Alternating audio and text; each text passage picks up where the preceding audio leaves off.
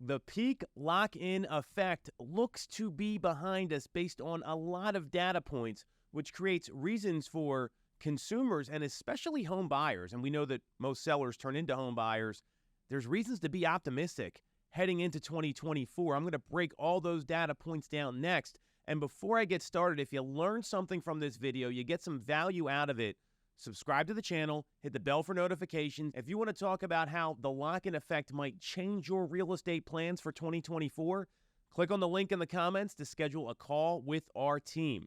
So Lance Lambert over at the Resi Club Analytics website, it's one of the best reads in my view about the housing market that's out there, did a really nice job breaking down the lock-in effect and why there's a clear data point that indicates the worst may be behind us. So it's called the listing deficit statistic. And what this means, it represents how many fewer new listings compared to the same month in 2019 came to the market. So this is not active inventory. These are brand new listed homes. So they have to hit the market during that month.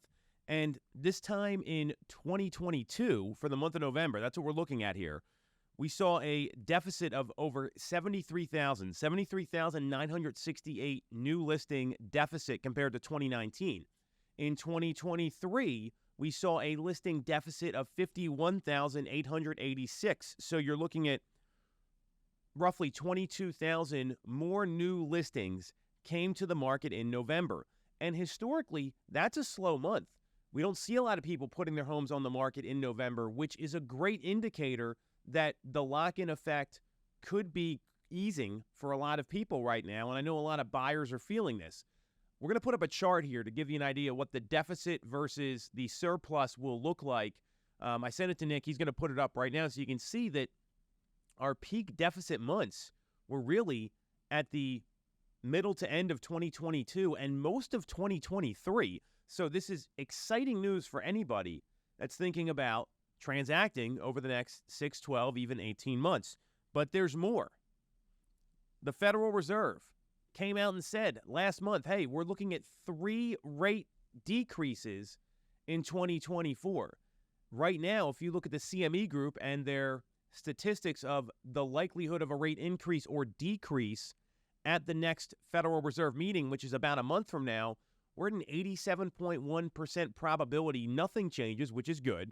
And believe it or not, a 12.9% chance there's a rate decrease at the February meeting. That's pretty incredible that could be happening right now, given the climate that we're just coming out of.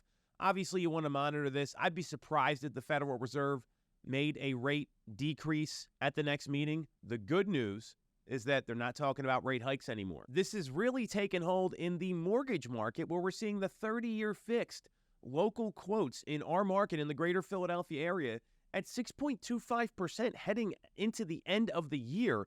These are amazing numbers considering we were at 8% rates in November. So all of a sudden, we've got way more affordability. Buyers can afford a ton more property. There's many signs showing that inventory is increasing, and we saw that here locally as well with an 18.5% increase in active listings in the month of November as well. We don't have the December data yet. And on top of that, Lawrence Yun, the NAR chief economist, is expecting potentially a 30% increase this year in active inventory, which would be amazing. And I'll double down once more on the reasons to be optimistic here. Philadelphia was just named by the National Association of Realtors, I'm talking about the whole Philadelphia metro area, as one of the top 10 growth markets in the country.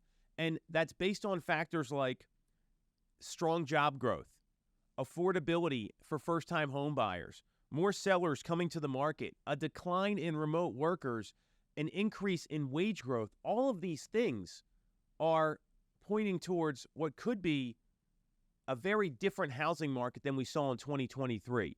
Where it was tight. You couldn't find homes for sale.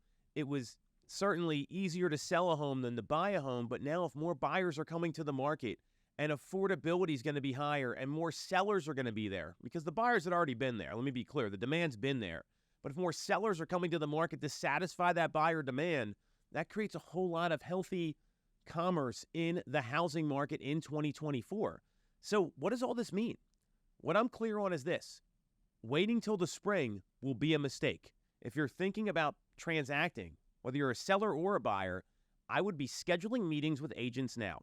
Agents, plural. I'd be talking to them, getting their outlook, getting the most recent sales data so you can have a plan in place, because if you're dependent on finding the right home, which a lot of people are, to making a move, you don't want to be flat-footed when that opportunity arises. And I anticipate we see a busier first quarter than what we've seen in years because of the pent-up demand, the favorable rate climate, and this newfound optimism and lack of hawkish language from the Fed that puts fear into the market. All of these things are going to be great for people that want to transact.